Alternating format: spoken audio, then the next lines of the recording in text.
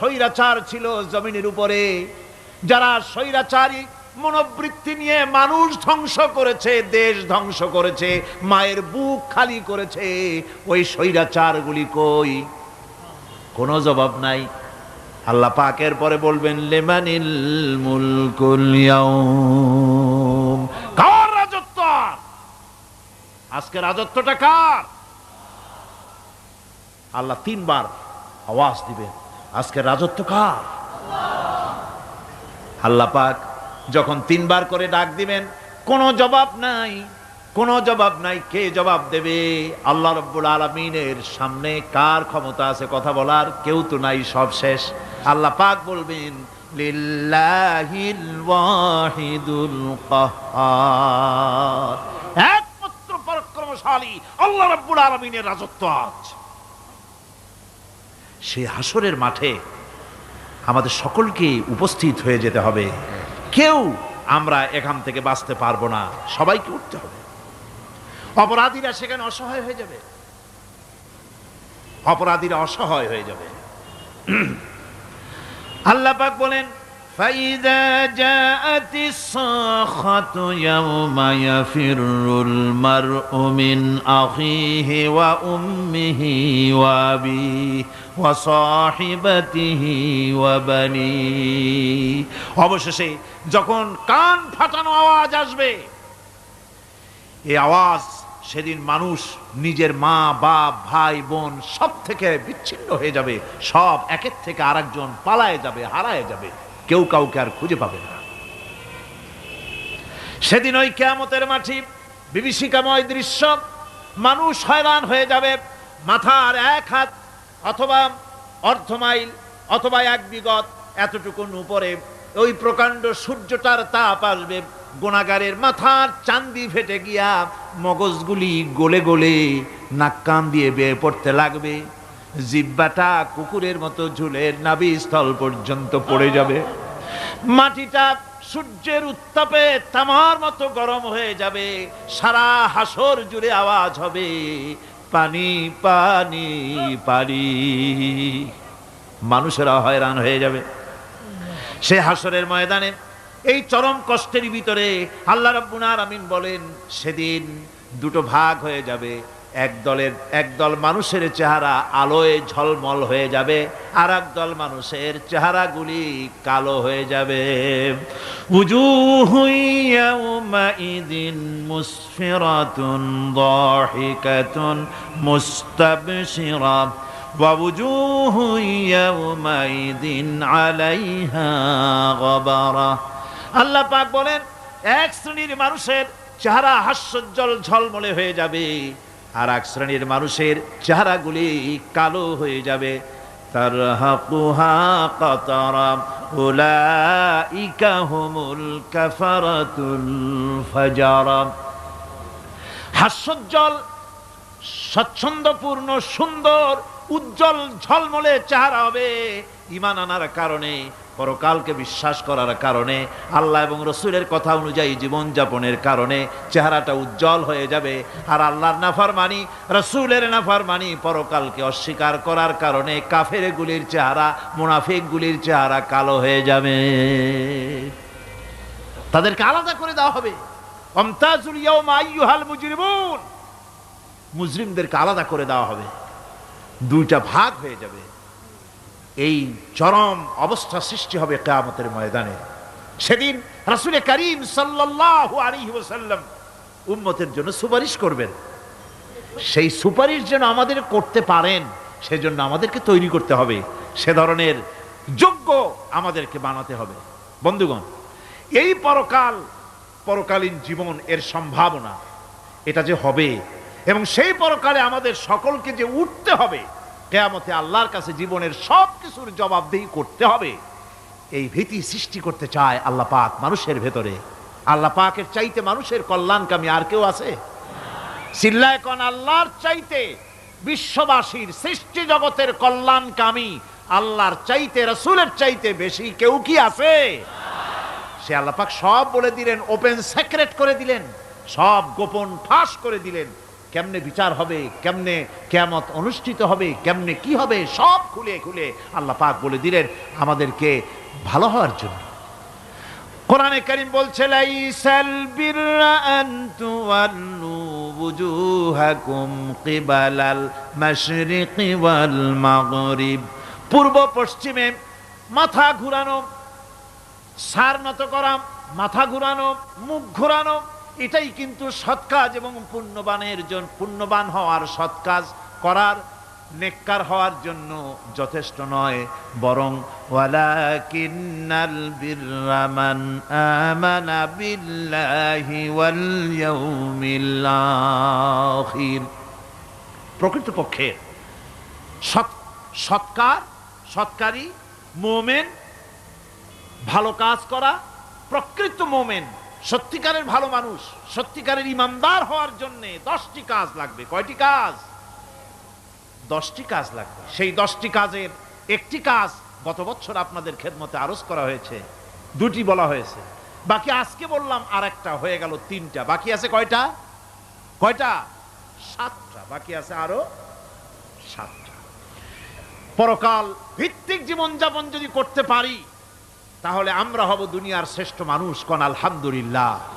আমার দেশ, আমার জাতি, আমার school, college, university, secretariat, cantonment, রান্নাঘর থেকে শুরু করে বঙ্গভবন, দেশের সর্বত্র মানুষের ভেতরে যদি পরকালের জবাবদেহিমূলক জীবনযাত্রার অনুভূতি সৃষ্টি করে দেওয়া যায়, কিয়ামত আছে আর জবাব দিতে হবে আল্লাহর দরবারে, এই পরকালকে এভাবে বিশ্বাস করতে পারলে, ওইভাবে জীবন গড়তে পারলে দেশ সুখী হবে, সমৃদ্ধশালী হবে, বিপদ দূরীভূত হবে, অন্ধকারের আমানিশা দূর হয়ে গিয়ে পৃথিবীতে আবার সুন্দর সূর্য উদিত হবে, ইসলামের নতুন বার্তা নিয়ে পৃথিবীতে শান্তি আসবে, সুখ আসবে, সমৃদ্ধি আসবে, স্বাধীনতা টিকবে, সার্বভৌমত্ব টিকবে, দেশ এক সুখী সমৃদ্ধশালী সুন্দর দেশে পরিণত হবে, বাংলাদেশ হবে পৃথিবীর একটা আদর্শ দেশে পরিণত হয়ে যাবে। যদি এই কথাগুলি আমরা বিশ্বাস করি আর আমল করে চলতে পারি, আল্লাহ পাক যেন সে তৌফিক আমাদের দেন। সকলে বলি আমিন। সকলে কোন আমিন। দুনিয়ার মোহে না পড়ে পরকালের জন্য জীবনটাকে পরকাল ভিত্তিক জীবন তৈরি করো। আল্লাহ পাক বলছেন ফাম্মা মান তাগা ওয়া আসারাল হায়াতাদ দুনিয়া ফাইন্নাল জাহিমা হিয়াল মাওয়াব। অতঃপর যে ব্যক্তি বিদ্রোহ করেছে এবং দুনিয়ার জীবনকে অগ্রাধিকার দিয়েছে তার জায়গা হচ্ছে জাহান্নাম। জোরে বলেন নাউজুবিল্লাহ। যে ব্যক্তি আল্লাহর সঙ্গে বিদ্রোহ করেছে আর পরকালের জন্য পাথর জোগাড় করে নাই, দুনিয়াকে অগ্রাধিকার দিল, পরকালকে ভুলে গেল, তার জায়গা হলো জাহান্নাম। ওয়া আম্মা মান খাফা মাকামা রাব্বিহি ওয়া নাহান নাফসা আনিল হাওয়া ফাইন্নাল জান্নাতা হিয়াল মাওয়া। আর যে ব্যক্তি আপন প্রভুর সামনে উপস্থিত হওয়াকে ভয় করেছে এবং আপন প্রবৃত্তিকে লালসা মুক্ত করেছে, লালসার হাত থেকে রক্ষা করেছে, আল্লাহ রব্বুল আলামিন কিয়ামতের দিন তার জন্য রেখে দিয়েছেন জান্নাত। তার জন্য কোন জায়গা? জান্নাত। আমাদেরকে পরকাল ভিত্তিক জীবন যাপন যদি করি তাহলে কবরের জবাবগুলি খুব আসান হবে। আর যদি পরকাল ভিত্তিক জীবন যাপন না হয়, কবরটা মুসিবত হয়ে যাবে। হযরত ওসমান রাদিয়াল্লাহু তাআলা আনহু কবরের কাছে গিয়ে খুব কাঁদতেন। সাহাবায়ে কেরাম প্রশ্ন করেছেন, হুজুর, রাসূল করিম সাল্লাল্লাহু আলাইহি সাল্লাম যখন জান্নাত ও জাহান্নামের ওয়াজ করেন তখনও তো এত বেশি আপনি কাঁদেন না, যত বেশি কাঁদেন কবরের কাছে এসে, কারণ কি? হযরত ওসমান রাদিয়াল্লাহু তাআলা আনহু বলতেন, আমার সাথীরা, আমি আমার হাবিবের কাছে, আল্লাহ রাব্বুল আলামিনের রাসূলের কাছে আমি শুনেছি এই কবরটাই হলো প্রথম স্টেশন, এই কবরটাই হলো প্রথম ইমিগ্রেশন কাউন্টার। এই জায়গায় যদি কেউ ধরা পড়ে যায়, কারো যদি চার্জশিট হয়ে যায়, সব জায়গায় ধরা পড়ে যাবে, হাসরে মিজানে সিরাতে কোনো জায়গায় নাজাত পাবে না। আর এই কবরটা যদি কেউ মুক্তি পেয়ে যায়, মিজান, সিরাত, হাসর সব জায়গা থেকে আল্লাহ তারে ভালোভাবে পার করে দিবেন। এটা হলো আসল জায়গা, মারাত্মক জায়গা, খুব মারাত্মক জায়গা। আমি এটাকে ইমিগ্রেশন কাউন্টার বলেছি আমার ভাষায়। ইমিগ্রেশন কাউন্টার যারা বিদেশ ভ্রমণ করেছেন তারা জানেন। লন্ডন যাবেন, আমেরিকা যাবেন, সৌদি আরব যাবেন, যে কোনো বিদেশে যাবেন, গেলেই পাসপোর্ট তারা দেখবে। পাসপোর্টে আপনার ন্যাশনালিটি কোনটা সেটাই তারা জানতে চাইবে। আপনি কোন দল করেন এটা তারা জানতে চাইবে না। আপনি কোন ভাষায় কথা বলেন তাও তাদের জানার দরকার নেই। প্রথমেই তারা আপনার ন্যাশনালিটি দেখবে, আপনার আইডেন্টিটি কি তারা জানতে চাইবে। তারপরে যদি স্যাটিসফ্যাক্টরি হয় আপনাকে ভিসা দিয়ে ভেতরে ঢুকবার ব্যবস্থা করে দেবে। আর যদি তারা স্যাটিসফাইড না হয় তাহলে আপনাকে মেহমানখানায় ঢুকানো হবে গ্রেফতার করে। কবর হচ্ছে এ ধরনের একটি ইমিগ্রেশন কাউন্টার। কবরের ভিতরে মানুষ যখনই রাখা হবে সঙ্গে সঙ্গে দুজন ফেরেশতা আসবে। কবরের কাছে যারা এসেছিল দাফন হয়ে যাওয়ার পর এই লোকগুলি 40 কদম যেতে যতক্ষণ লাগে এর মধ্যেই দুজন ফেরেশতা এসে যাবে। এসে জিজ্ঞেস করবে, মান রব্বুকা, তুমি কোন দল করতে? ওটা তাদের জানার দরকার নেই। চাকরি কিসে করতেন ওটা জানার দরকার নেই। ব্যবসা করতেন না চাকরি করতেন প্রয়োজন নেই। প্রথমেই জিজ্ঞাসা করা হবে ন্যাশনালিটি, প্রথমেই জিজ্ঞাসা করা হবে তার ন্যাশনালিটি সম্পর্কে, তার আইডেন্টিটিটা কি, এবং সেটাকে সত্যায়িত করার জন্য, বোঝার জন্য 3টি প্রশ্ন।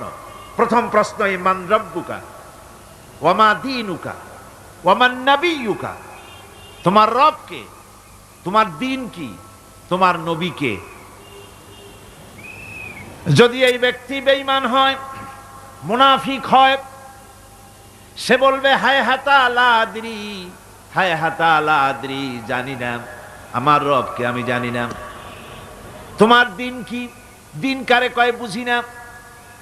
এরপরে আল্লাহর নবী জনাবে মুহাম্মদ রাসূলুল্লাহ সাল্লাল্লাহু আলাইহি ওয়াসাল্লামকে দেখানো হবে, বলা হবে মা কুনতা তাকুলু ফি হাদার রাজুল, এই ব্যক্তি সম্পর্কে তোমার ধারণা কি নিকে, বলবে আমি চিনি না। নাউযুবিল্লাহ। বাস,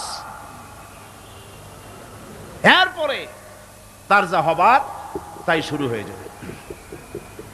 আর যদি বান্দাটা মুমিন হয়, প্রশ্ন করা হবে মান রব্বুকা, জবাব দেবে রব্বি আল্লাহ, আমার রব আল্লাহ রাব্বুল আলামিন। ওয়া মা দীনুকা, দীনুনা ইসলাম, আমার দিন হচ্ছে ইসলাম। এরপরে আল্লাহর নবীকে দেখানো হবে। কয়েক রকমের বর্ণনা আছে। কোন বর্ণনায় আছে হুজুরের আকারে দেখানো হবে, অথবা রাসূলকে সরাসরি দেখানো হবে। বলা হবে মা কুনতা তাকুলু ফি হাদার রাজুল, এই লোকটি সম্পর্কে ধারণা কি।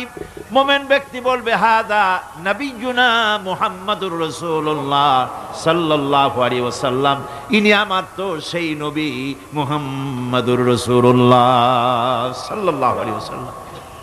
আমরা যেন এই রকমের জবাব দিতে পারি, আল্লাহ কবুল করো। সকলে জোরে কোন আমিন। জবাব হয়ে যাওয়ার পর গায়ব থেকে আওয়াজ আসবে, ফাফরিশু বিল জান্নাতি ওয়ালবিসু বিল জান্নাহ, ও আমার ফেরেশতারা, আমার এই বান্দাকে জান্নাতের পোশাক পরায়া দাও আর কবরটাকে জান্নাতের বিছানা বিছায়া দাও। জান্নাতের পোশাক পরায় দাও, জান্নাতের বিছানা বিছায়া দাও। ইলা মাদ্দা বাসারিহি, তার চোখের দৃষ্টি যতদূর যায় কবরটা ততটা প্রশস্ত করে দাও। এরপর বেহেশতের পোশাক পরাইয়া, বেহেশতের বিছানা বিছায়া ফেরেশতা বলবে নুম কানাউমুল উরুস, ঘুমিয়ে যাও। দুলামিয়া যেমন বাসর সজ্জায় নতুন বউ নিয়ে আরামে ঘুমায়, এরকম আরামে ঘুমায় যাও। ইলা ইয়াউমিল কিয়ামা, কিয়ামত পর্যন্ত ঘুমায় থাকো, আরামে ঘুমিয়ে থাকবে। এরপরে সিংগায় ফুৎকার হবে, সিংগার ফুৎকারের আওয়াজে তার ঘুম ভেঙে যাবে। বলবে ইয়া ওয়াইলানা মান বা'সানা মিন মারকাদিনা, হায় আফসোস, আমার এত আরামের ঘুম থেকে কে আমাকে জাগ্রত করলো, আমার ঘুমটারে নষ্ট করলো কে।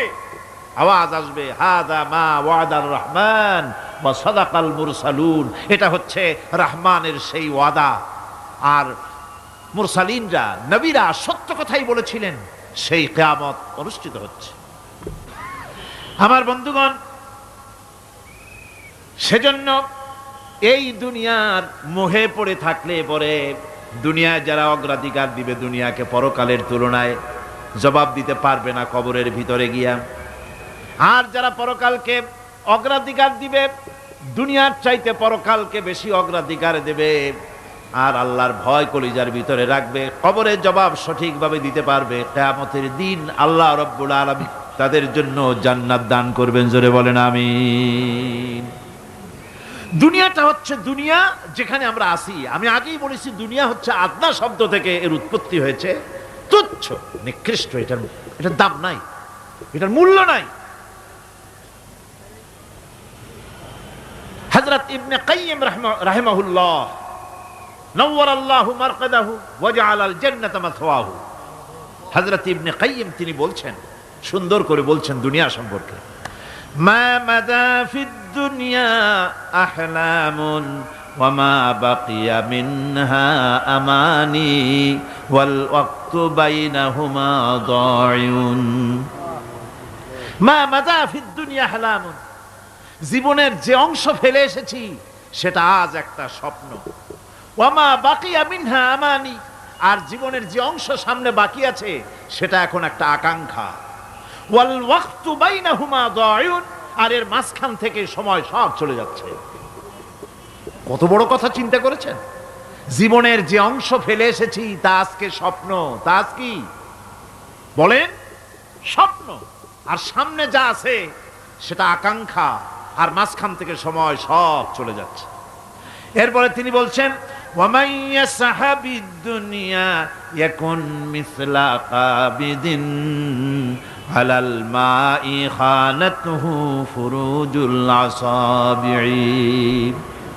দুনিয়াদারের অবস্থা হচ্ছে এই, কেউ যদি দুই হাতে পানি খামসায় ধরে, দুই হাতে কি ধরছে বলেন?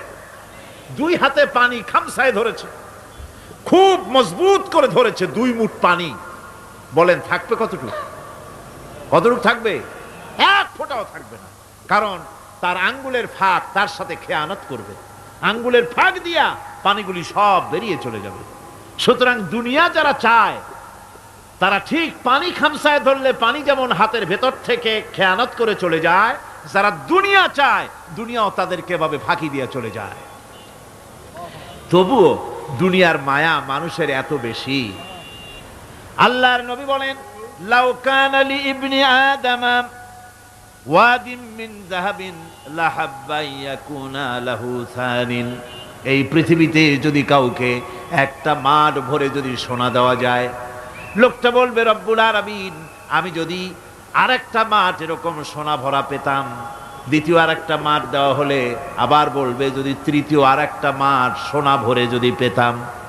নবীজি বলেন, ওয়ালা ইয়ামলাউ জাওফু ইবনু আদামা ইল্লা তুরাব, মানুষের পেট 3.5 হাত মাটি ছাড়া, কবরের মাটি ছাড়া মানুষের পেট ভরবে না।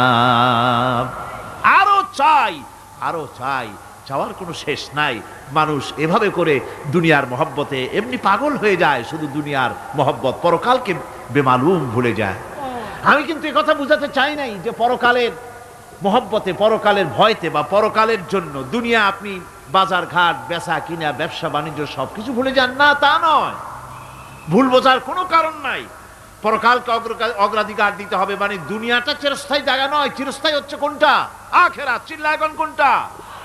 সুতরাং এখানে যা করতে হবে, আখিরাতে জবাবদিহিমূলক জীবন যাপন করতে হবে। আপনি ব্যবসা করবেন, ওজনে কম দিতে পারবেন না, আপনি খাদ্যে ভেজাল দিতে পারবেন না, চুরি করতে পারবেন না, ডাকাতি করতে পারবেন না, জেনা করতে পারবেন না, বদমাশি করতে পারবেন না, মদ খেতে পারবেন না, সন্ত্রাসী হতে পারবেন না, হাইজাকার হতে পারবেন না, চাঁদাবাজ হতে পারবেন না, মুনাফাখোর হতে পারবেন না, আপনি চোরা কারবারি হতে পারবেন না, ঘুষখোর হতে পারবেন না, সুদখোর হতে পারবেন না।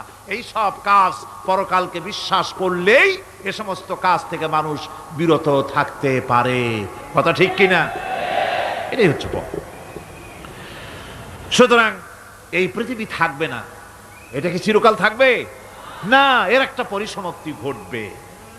যেমন করে সারা বছর লেখাপড়া করার পর কলেজে, বিশ্ববিদ্যালয়, মাদ্রাসায়, হাই স্কুলে, সব জায়গায় সারা বছর লেখাপড়া করার পর যেমন পরীক্ষা দেওয়ার একটা দিন আসে, সারা বছর ব্যবসা করার পর হিসাব নিকাশ করার যেমন একটা সময় আসে, সারা মাস চাকরি করার পর বেতন পাওয়ার যেমন একটা দিন আসে, সারা জীবন চাকরি করার পর পেনশন পাওয়ার যেমন একটা সময় আসে, অনুরূপভাবে এই দুনিয়া যেদিন শেষ হয়ে যাবে, আল্লাহ নির্ধারিত সময় শেষ হয়ে যাওয়ার পর একটা সময় আসবে যখন আল্লাহ রব্বুল আলামিন সব শেষ করে দিবেন, লন্ডভন্ড হয়ে যাবে, কিছুই থাকবে না। কোরআনে কারিমে আল্লাহ সব বলেছেন, কোরআনে সব আল্লাহ বলে দিয়েছেন।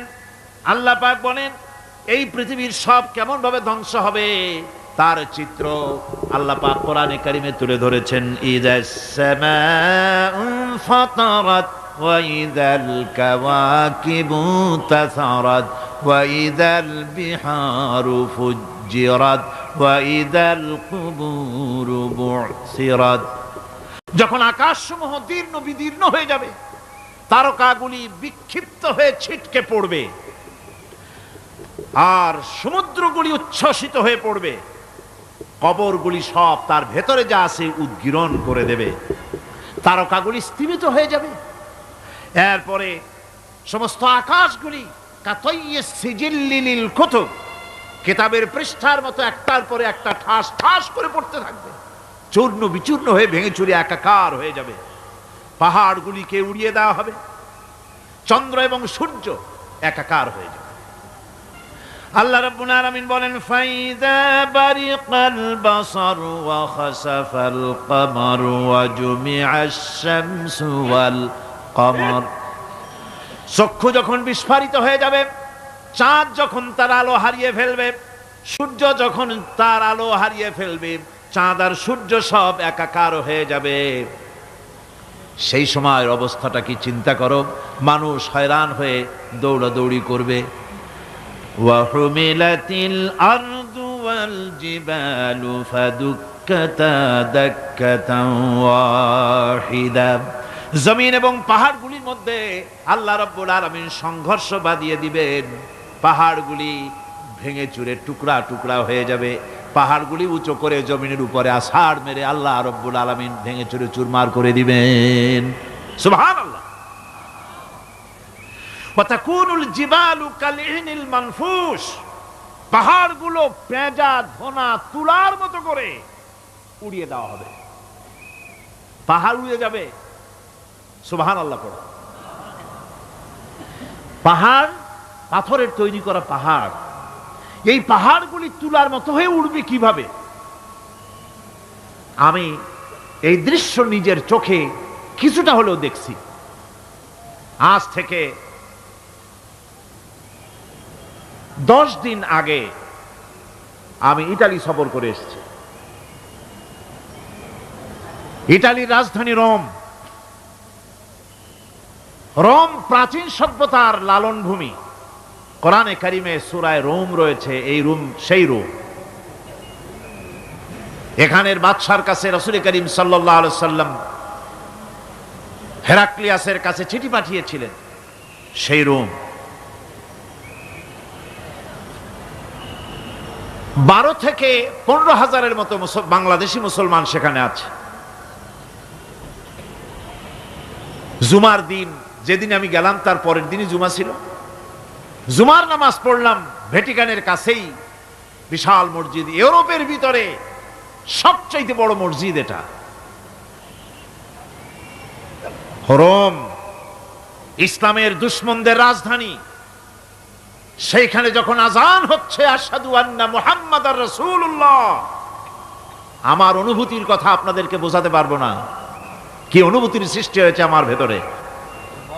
ভ্যাটিকানের পোপ এক পাশে, কিছু দূরেই ভ্যাটিকান, ওটা হচ্ছে গোটা পৃথিবীর সমস্ত খ্রিস্টানদের কাবা, ভ্যাটিকান। তার পাশেই বিশাল মসজিদ, সেখানে নামাজ পড়লাম। চিন্তার ভেতরে আসলো আল্লাহ রাব্বুল আলামিন তার হাবিবের নাম, তার তাওহীদ, তার রিসালাতকে কিভাবে বিশ্বময় ছড়িয়ে দিলেন। আবু জাহেল চাইছিল মুহাম্মদ সাল্লাল্লাহু আলাইহি ওয়াসাল্লামকে স্তব্ধ করে দেবে মক্কার জীবনেই। কত বদনাম, সাহের, কাহেন, কাজ্জাব, শায়ের, নাউযুবিল্লাহি মিন যালিক, কত গালাগালি করলো। আর আল্লাহ শোনালেন, হাবিব চিন্তার কোনো কারণ নাই, ওয়া রাফা'না লাকা যিকরাক, আমি আপনার প্রশংসা বিশ্বময় ছড়িয়ে দেব। সুবহানাল্লাহি ওয়া বিহামদিহি। রোম প্রোগ্রাম শেষ করে আমাকে তারা নিয়ে গেল, যেটা আমি বলছি সফর কাহিনী শোনাবার সময় এটা না, যেহেতু এর সঙ্গে প্রাসঙ্গিক সেজন্য বলছি। পাহাড় কেমনে তুলার মতো হয়ে উঠবে তার নজির দেখেছি। রোম শহর থেকে 300 মাইল দূরে, 300 কিলোমিটার দূরে নেপোলিয়ান বোনাপার্ট তার বাড়ি, এবং ওটা তার নামে একটা প্রভিন্স। ভূমধ্য সাগরের পারে ভিসুভিয়াস, পৃথিবীর সবচাইতে বড় আগ্নেয়গিরি, সেটা দেখাতে নিয়ে যাওয়া হলো আমাকে। যে পাহাড়টা পৃথিবীর মাটি থেকে তার চূড়া হচ্ছে 3 মাইল উঁচু,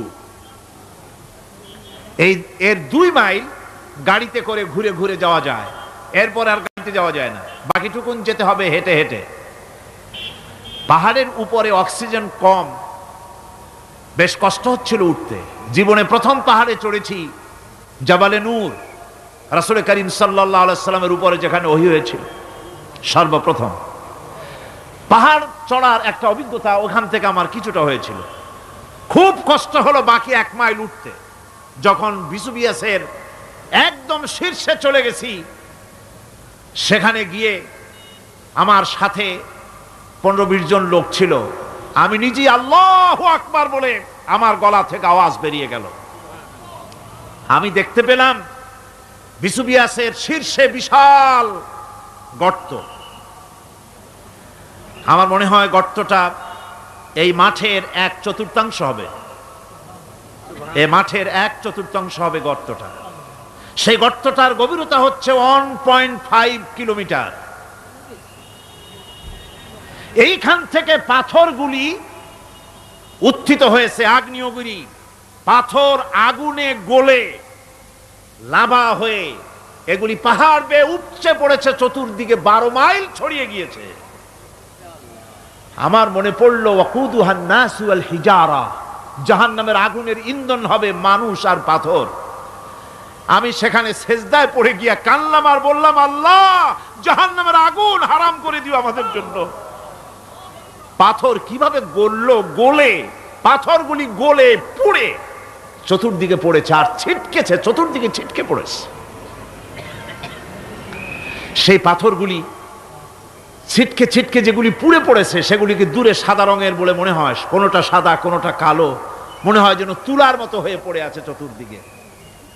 1944 সনে তৃতীয়বারের মতো ভিসুভিয়াস অগ্নিগিরি যে অগ্নি উৎপাত করে, তাতে আশেপাশের 12 মাইল এলাকা এফেক্টেড হয়ে যায়। পাথরগুলি গলে এভাবে বিধ্বস্ত করে দিয়েছে। এখান থেকে এখানে জোহরের নামাজ, আসরের নামাজ আমরা পড়লাম, আল্লাহর কাছে খুব দোয়া করলাম। এখনো ধোঁয়া উঠতেছে, এখনো পাহাড়ের ফাটল দিয়ে ধোঁয়া উঠছে। একজন হাত দিয়ে আমাকে বলল যে খুব গরম লাগে ধোঁয়াগুলি। ওখানকার লোকেরা বলল যে ভেতরে এখনো আগুন আছে, তবে সুপ্ত, যে কোনো মুহূর্তে আবার তা জাগ্রত হতে পারে। আমরা সেখান থেকে নেমে এলাম। একটু কিছু দূর গিয়েই সেখানে হলো পম্পেই শহর। এই পম্পেই শহরটা হচ্ছে ঈসা আলাইহিস সালামের জন্মের 2000 বছর আগে এই শহর তৈরি হয়। ঈসা আলাইহিস সালামের জন্মের 179 বছর পর ভূমিকম্প হয়। সেই ভূমিকম্পে গোটা পম্পেই শহরটা পৃথিবীর মানুষের চোখের আড়াল হয়ে যায়, ধ্বংস হয়ে যায়, মাটির তলায় গরক হয়ে যায়। আজ থেকে 200 বছর আগে মাটি খনন করতে গিয়ে এই শহর আবিষ্কৃত হয়। পুরা শহরটা খুঁড়ে তারা বের করেছে। 180 হেক্টর জমিনের উপরে এই বিশাল শহর। ঘুরে ঘুরে দেখলাম, গাড়ি চলে না সেখানে, পায়ে হেঁটে দেখতে হলো। প্রশস্ত রাস্তা। আজ থেকে 4000 বছর আগের মানুষেরা রাস্তা বানাতে জানতো পাথর দিয়ে, এবং রাস্তার দুধারে তাদের ছিল ফুটপাত, পানির ব্যবস্থা, নগরায়নের সব রকমের সুযোগ সুবিধা। তারপরে সেখানে বিচারালয়, এরপরে দোকানপাট, বাজারঘাট সবকিছুর ব্যবস্থা রয়েছে। বিশাল বিশাল পাথরগুলি দিয়ে পিলার তৈরি করা। ভাবলাম এই পিলারগুলি, এই পাথরগুলি তারা কিভাবে ক্রেন ছাড়া এত উপরে উঠালো কি করে, আমার মাথায় আসলো না। পাথর কেটে কেটে সুন্দর সুন্দর অঙ্কন শিল্প তারা করেছে। এরপরে ঘুরতে ঘুরতে বাদশার রাজার বাড়িতে গিয়ে ঢুকলাম। সেখানে গিয়ে দেখলাম উলঙ্গ এত মূর্তি পাথরের তৈরি করা। পাথর কেটে কেটে দেওয়ালে যৌন মিলনের এমন কোন অশ্লীল ছবি নাই যা তারা সেখানে তৈরি করে নাই। উলঙ্গ মূর্তি আর উলঙ্গ যৌন মিলনের অসংখ্য ছবি দিয়ে এই এলাকা ভরা। তখন আমি বুঝলাম আল্লাহর গজব হওয়ার কারণটা কি, এই শহরটা মাটির নিচে গরক হয়ে যাওয়ার কারণটা কি। আল্লাহ পাক জেনা ব্যভিচার যে দেশে বেশি হয় আল্লাহ পাক বরদাস্ত করেন না। দুশ্চরিত্র যে দেশের মানুষ দুশ্চরিত্র হয়ে যায়, জেনা ব্যভিচার বেশি হতে থাকে, আল্লাহ গরক করে দেন, গজব দেন। এই গজব এক এক সময় এক এক রকমের হয়ে আসে। কখনো মাটির নিচে দাবায় দেন, কখনো মহামারী, কোন দেশে কলেরা, কোন দেশে জলোচ্ছ্বাস, কোথাও ভূমিকম্প, আর সর্বশেষ এই জেনা ব্যভিচারের জন্য আল্লাহ পাকের চূড়ান্ত এই যৌনতার অশ্লীলতার জন্য চূড়ান্ত গজব বর্তমান বিশ্বের জন্য এইডস। আল্লাহ পাক এই গজব দিয়েছেন। বন্ধুগণ, আমি সেই জায়গা, আমি সেখানে যা দেখলাম যে আল্লাহ পাক পাহাড়গুলিকে কিভাবে উড়াবেন এটা অস্বীকার করার কোনো উপায় নাই। বিশ্বাস তো করতামই, তবে হযরত ইব্রাহিম আলাইহিস সালাম যেমন বলেছিলেন, রব্বি আরিনি কাইফা তুহিল মাউতা, আয় আল্লাহ তুমি মরাকে জিন্দা করবা কেমনে? আল্লাহ পাক বলেন আওয়ালাম তুমিন, তুমি বিশ্বাস করো না? ইব্রাহিম আলাইহিস সালাম বললেন বালা, অবশ্যই বিশ্বাস করি, ওয়ালাকিন লিয়াতমাইন্না কলবি, যদি চোখে দেখতাম তাহলে আমার অন্তরাত্মা খুব ঠান্ডা হতো।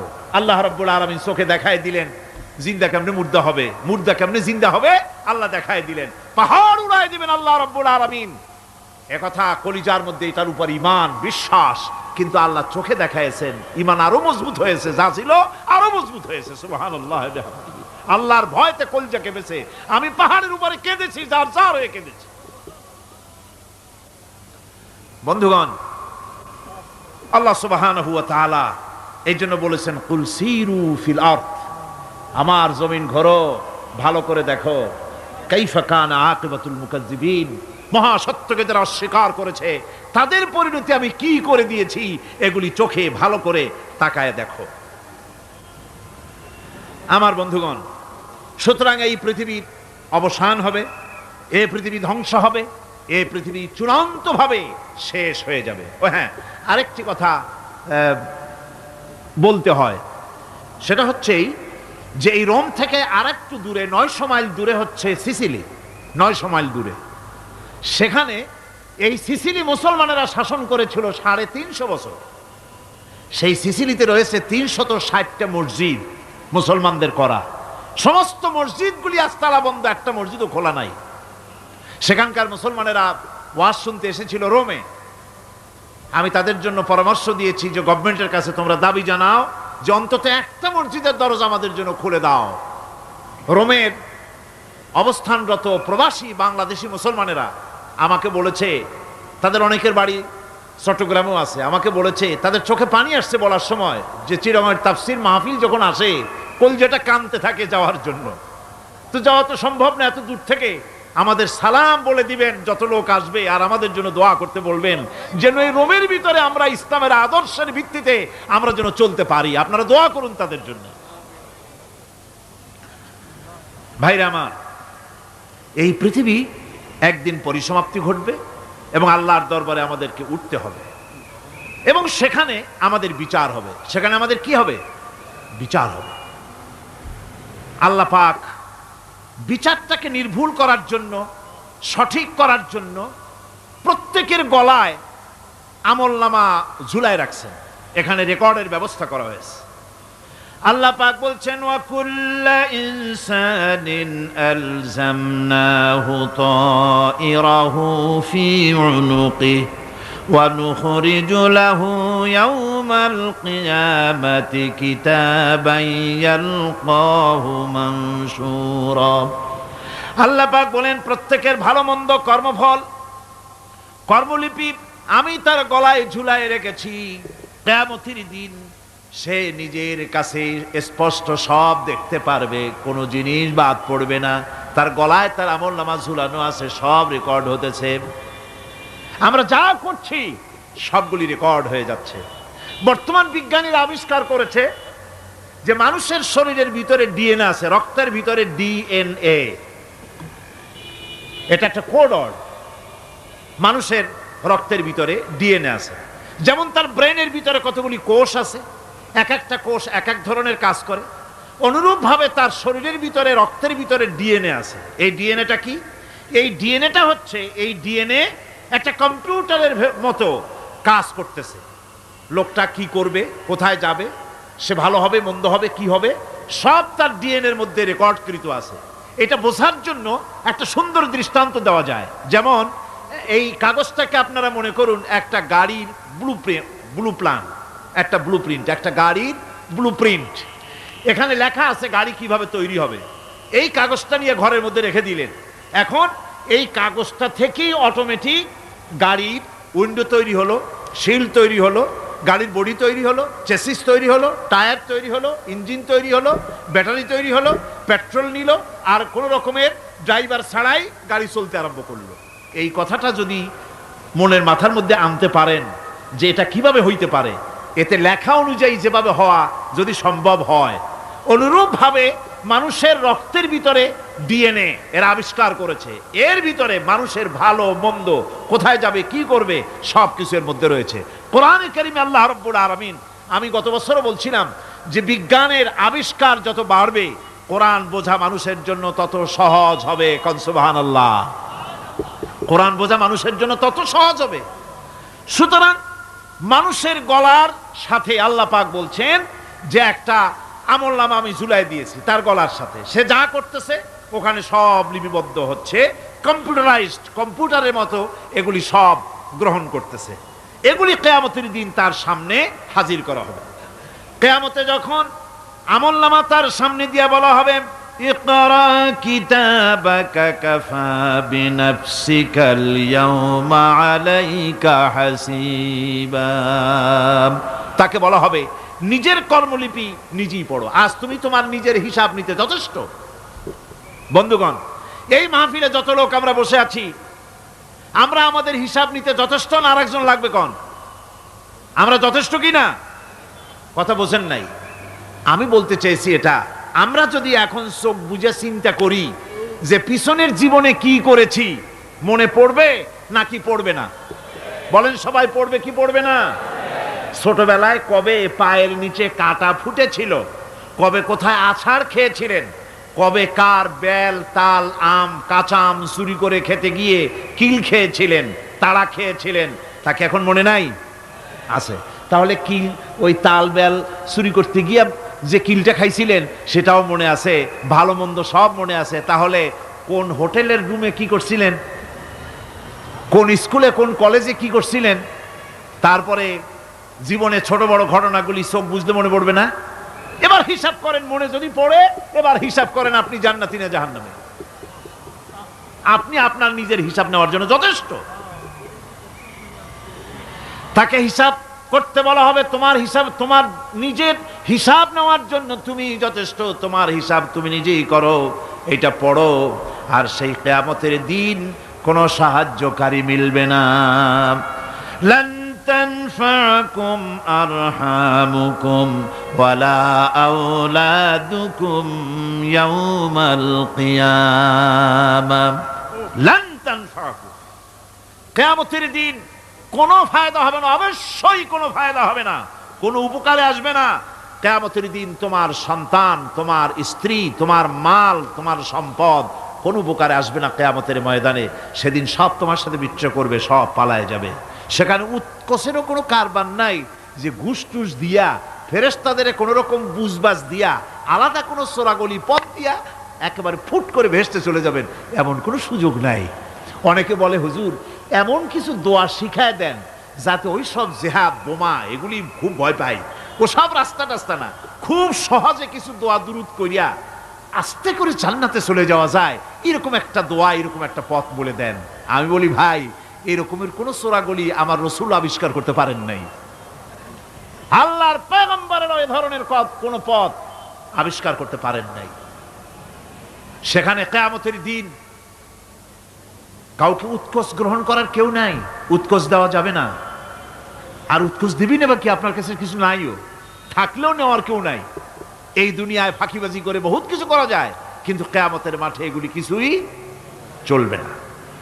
আল-ইয়াওমা লা ইয়ানফা'ু মালুন ওয়ালা বানুন, কিয়ামতের দিন ধন সন্তান সন্ততি আর সম্পদ কোনো কাজে লাগবে না।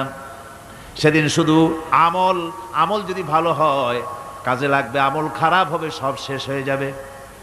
আল্লাহ রাব্বুল আলামিন নবীজিকে ডেকে বলেছেন, নবী আপনি বলেন, কুল মা কুনতু বিদআম মিনার রাসূল, আপনি বলুন আমি কোন নতুন রাসূল নই, আমার আগে অনেক নবী রাসূল পৃথিবীতে এসেছেন, তারা বিদায় হয়ে গেছেন। আমি জানি না কিয়ামতের দিন আল্লাহ রাব্বুল আলামিন আমার সাথে কি ব্যবহার করবেন, আর আমি এও জানি না যে কিয়ামতের দিন আল্লাহ পাক তোমাদের সাথে কি ব্যবহার করবেন। এই আয়াত নাজিল হওয়ার পর আল্লাহর হাবিব তার মেয়েকে ডাকলেন, জামাইকে ডাকলেন, নাতিদেরকে ডাকলেন, আহলে বাইতদেরকে ডাকলেন, আর বললেন, ও আমার মেয়ে কলিজার টুকরা ফাতেমা গো, শোনো, কেবলমাত্র আয়াত নাজিল হয়ে গেল, আল্লাহ পাক আমাকে শোনায়ছেন কিয়ামতের দিন আমি জানি না আমার সঙ্গে কি ব্যবহার করা হবে, আর এও জানি না যে তোমাদের সাথে কি ব্যবহার করা হবে। ও আমার কলিজার টুকরা মেয়ে ফাতেমা, কিয়ামতের দিন মুহাম্মদ সাল্লাল্লাহু আলাইহি সাল্লামের মেয়ে, এই হিসাবে তোমার নাজাতের ফয়সালা হবে না। ও আমার কলিজার টুকরা নাতি হাসান আর হোসেন, কিয়ামতের দিন মুহাম্মদ সাল্লাল্লাহু আলাইহি সাল্লামের নাতি হিসাবে ফয়সালা হবে না। ও আমার জামাই হযরতে আলী, কিয়ামতের দিন আমার জামাই হিসাবে নাজাতের ফয়সালা হবে না। আমল যদি ভালো হয় ফয়সালা ভালো হবে, জান্নাতে চলে যাবে। আমল যদি খারাপ হয় কার নাতি কার জামাই দেখা হবে না। সুবহানাল্লাহ, কঠিন কিয়ামতের মাঠ। এই পরকালের বিশ্বাস যদি কলিজার মধ্যে ঢোকে মানুষ ভালো হয়ে যাবে। কোন সুবহানাল্লাহ। আপনাদের দৃষ্টিতে পারবে, কথার জবাব যে দিলেন না। পুলিশে কি মানুষের চরিত্র ভালো বানাইতে পারবে? পুলিশের চরিত্র ভালো বানাবে কেডা? সেটাই তো কথা। মানুষের চরিত্র যাতে ভালো থাকে, মানুষের জন্য খারাপ কাম না করে, সেজন্য পুলিশ যাতে খারাপ কাম না করে সেজন্য আরো একটা ডিপার্টমেন্ট আছে না, তারা যাতে খারাপ কাজ না করে সেজন্য আর একটা আছে। এন্টি করাপশনের আবার এন্টি করাপশন আছে, তার উপর আবার এন্টি করাপশন আছে। এন্টিটার অভাব নাই। সুতরাং পুলিশ দিয়া, বিডিআর দিয়া, আর্মি দিয়া মানুষের, দেশের, জাতির চরিত্র ভালো বানানো যায় না। রাসূলুল্লাহ এ দিয়া বানান নাই, এটা ইসলামের নিয়ম নয়। পুলিশ দিয়া, আর্মি দিয়া দেশের মানুষের চরিত্র ভালো বানানো যায় না। চরিত্র ভালো বানানো যায় কেবলমাত্র পরকালের ভয় দিয়া। কিসের ভয় দিয়া? ওই যে মক্কার জীবনে ওই সমস্ত মানুষগুলি যারা চুরি করত, ডাকাতি করত, জেনা করত, বদমাশি করত, যারা শয়তানি করত, যারা মানুষকে খুন করত, এই মানুষগুলি এত ভালো হয়ে গেল, যারা চুরি ছেড়ে দিল, ডাকাতি ছেড়ে দিল, জেনা ব্যভিচার ছেড়ে দিল, এত ভালো হয়ে গেল, পৃথিবীর মধ্যে সেরা মানুষ তারা হয়ে গেলেন। জোরে বলেন সুবহানাল্লাহ। নবীর সাহাবীরা পৃথিবীর শ্রেষ্ঠ সন্তান, নবীর সাহাবীরা পৃথিবীর সেরা মানুষ, তাদের চাইতে সেরা মানুষ নবীদের পরে আর কেউ হতে পারে না। জোরে কোন সুবহানাল্লাহ। নবীর পরে পৃথিবীতে শ্রেষ্ঠ মানুষ কারা? সাহাবায়ে কেরাম রিদওয়ানুল্লাহি তাআলা আলাইহিম আজমাইন। ওনারা তো কুফরের মধ্যে ছিলেন, শিরকের মধ্যে ছিলেন, চুরি, ডাকাতি, জেনা, ব্যভিচার এমন কোন পাপ নাই যা করা হয়নি। তারপরে যখন আল্লাহর নবীর কাছ থেকে তাওহীদ, রিসালাত ও আখিরাতের দাওয়াত পেলেন, কি সোনার মানুষ এক একজন হয়ে গেলেন। সুবহানাল্লাহ। যারা ছিলেন নারীর সতীত্বের জম, তারা হয়ে গেলেন নারীর সতীত্বের পাহারাদার। যারা মানুষের মাল চুরি করত, ডাকাতি করত, তারা রাতভর মানুষের মালের পাহারা দিল, মানুষের রক্তের পাহারা দিল। সুবহানাল্লাহ বিহামদি। রক্ত সম্পদের পাহারা দিল। রাসূল বললেন, খায়রুল কুরুনে কারনি, সর্বশ্রেষ্ঠ যুগ তো আমার যুগ। বন্ধুগণ, এরপরে একটা জীবন আসবে ওই কিয়ামতের ময়দানে। এই পরকালের বিশ্বাসটা গুরুত্বপূর্ণ ব্যাপার, আমাদের সব কিছুর হিসাব দেওয়া লাগবে। আল্লাহ পাক বলেন ইন্নাস সামআ ওয়াল বাসারা ওয়াল ফুআদা কুল্লু উলাইকা আনহু মাসউলা। নিঃসন্দেহে মানুষের শ্রবণ শক্তি, দর্শন শক্তি এবং তার অন্তঃকরণের কল্পনা সম্পর্কে আল্লাহ রাব্বুল আলামিনের কাছে জিজ্ঞাসিত হতে হবে। কান দিয়া কি করেছিলা, চোখ দিয়া কি করেছিলা, মুখ দিয়া কি করেছিলে, হাত দিয়ে কি করেছিলে, সব কিছুর জবাব আল্লাহ রাব্বুল আলামিনের কাছে দিতে হবে। সবটার জবাব দিতে হবে, কোনো কিছু বাদ যাবে না। এমনকি মনের ভিতরে যে কল্পনা আমরা করি, এই কল্পনার হিসাবও আল্লাহর দরবারে দিতে হবে। কোরআনে কারীম বলছেন ওয়া ইন তুবদু মা ফি আনফুসিকুম আও তুখফুহু ইউহাসিবকুম বিহিল্লাহ। মনের ভিতরে তুমি যেটা কল্পনা করো সেটা প্রকাশ করো, অথবা তুমি গোপন রাখো, যাই তুমি করো না কেন আল্লাহ রাব্বুল আলামিন এর হিসাবও তোমার কাছে নেবেন। ফায়াগফিরু লিমান ইয়াশাউ ওয়া ইউআযযিবু মান ইয়াশাউ ওয়াল্লাহু আলা কুল্লি শাইইন কাদির। মহান আল্লাহ পাক বলেন, করার পর তোমার মনের ভিতরে কি কল্পনা করেছিলে ওইটার হিসাব আমি নেব। হিসাব নেওয়ার পর যারে খুশি ক্ষমা করে দেব, যাকে খুশি শাস্তি প্রদান করব।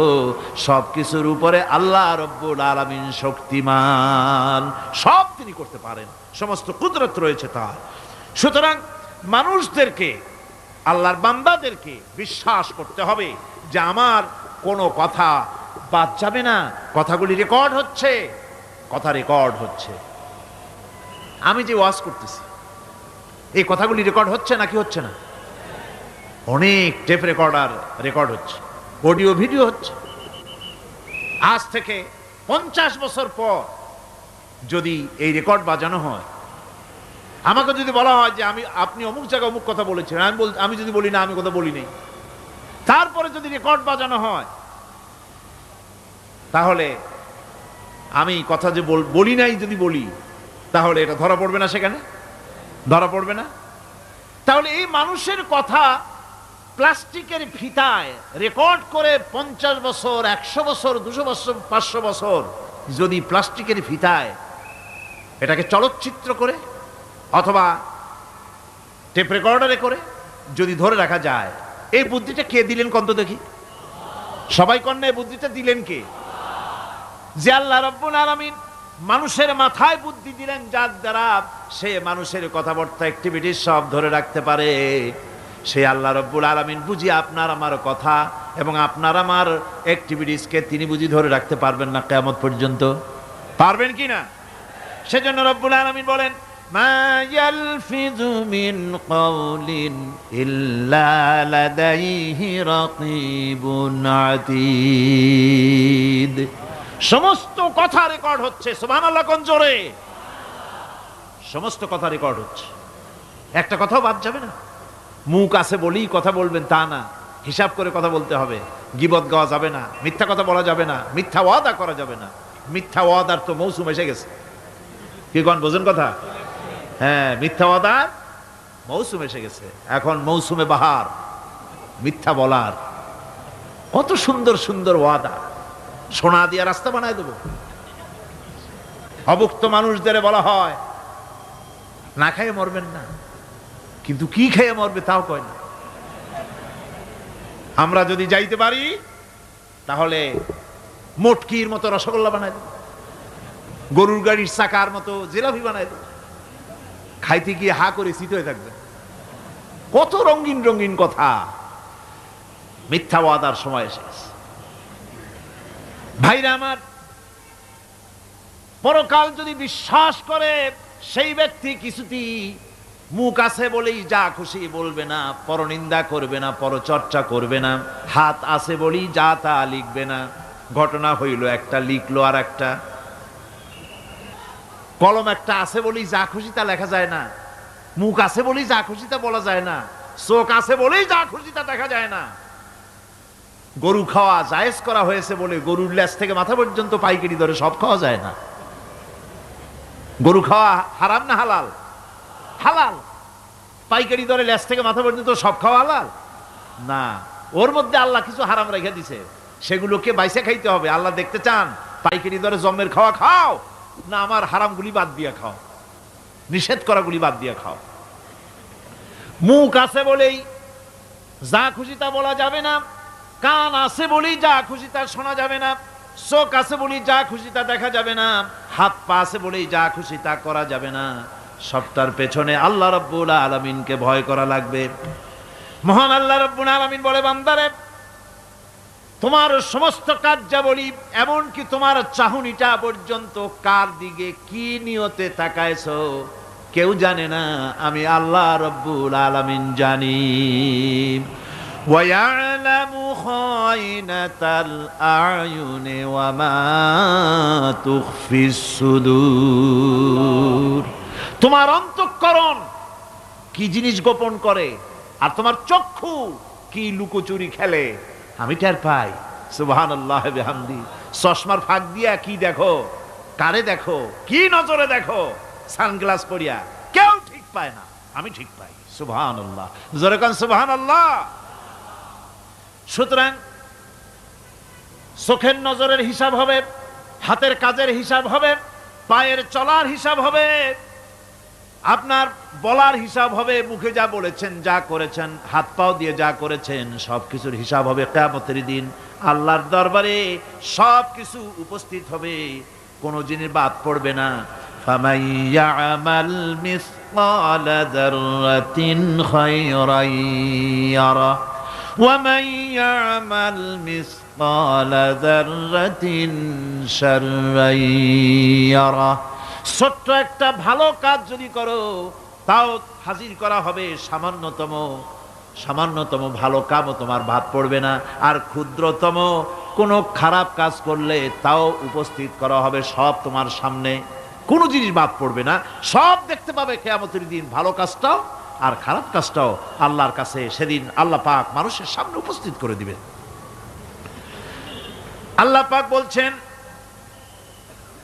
সেদিন এই জমিন তার ভিতরে যা লুক্কায়িত ছিল জমিন সব বের করে দেবে।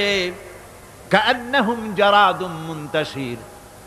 টিড্ডি ফড়িংগুলি পোকাগুলি মাটির থেকে যেমন বেরোয়, এ মাটির ভিতরে যা আছে কিয়ামতের দিন সব মাটি বের করে দেবে।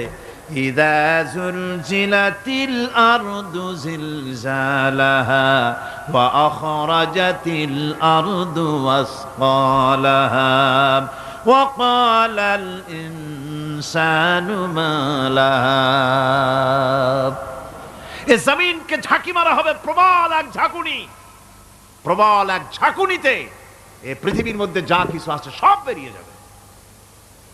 সুবহানাল্লাহ কইতে ইচ্ছা করে না মিয়ারা? এক ঝাঁকুনিতে পৃথিবী সব বের করে দেবে। মানুষ হয়রান হয়ে বলবে কি হয়েছে, এ মাটির হলোটা কি? আমার বন্ধুগণ, মানুষ হয়রান হয়ে গিয়ে বলবে মাটির কি হলো? আল্লাহ রাব্বুল আলামিন বলেন ইয়াউমাইযিন তুহাদ্দিসু আখবারাহা বিআন্না রাব্বাকা আওহালাহা। জমিনের উপরে যা ঘটেছে জমিন তা সব বের করে দেবে, সব প্রকাশ করে দেবে। আর এটা এই জন্য হবে যেহেতু তার রবের হুকুম হয়েছে, তার রব হুকুম করেছে বের করে দে। জমিনের ভিতরে আছে যা সব বেরিয়ে যাবে, আকাশ ভেঙে পড়বে, পাহাড় উড়ে যাবে, জমিনের ভিতরে যা আছে সব উপরে চলে আসবে, পৃথিবীতে সব শেষ, কিচ্ছু নাই, আকাশ নাই, পাহাড় নাই, সমুদ্র নাই, সব একাকার, চন্দ্র নাই, সূর্য নাই, তারকা নাই, গ্যালাক্সি নাই, মহাশূন্য নাই, সব শেষ। আল্লাহ রাব্বুল আলামিন সমস্ত ফেরেশতাদেরকে শেষ করে দিবেন, সকলের মওত হয়ে যাবে, কেউ আর থাকবে না। এমনকি হযরতে আজরাইল মালাকুল মউত তিনিও থাকবেন না, সব আল্লাহ রাব্বুল আলামিন মৃত্যু করে দিবেন। এরপরে আল্লাহ রাব্বুল আলামিন একা তিনি বলবেন ইয়া দুনিয়া ইয়া দুনিয়া আইনা আনহারুকি। এ পৃথিবী তোর সেই সমুদ্রগুলো কোথায়, নদীগুলি কোথায়? ইয়া দুনিয়া আইনা আশজারুকি, হে দুনিয়া তোমার গাছগুলি কোথায়? এত বন বনানি, এত গাছ ছিল। ইয়া দুনিয়া আইনা জিবালুকি, এ পৃথিবী তোর জমিনে যত পাহাড় ছিল, পাহাড়গুলি কই? যত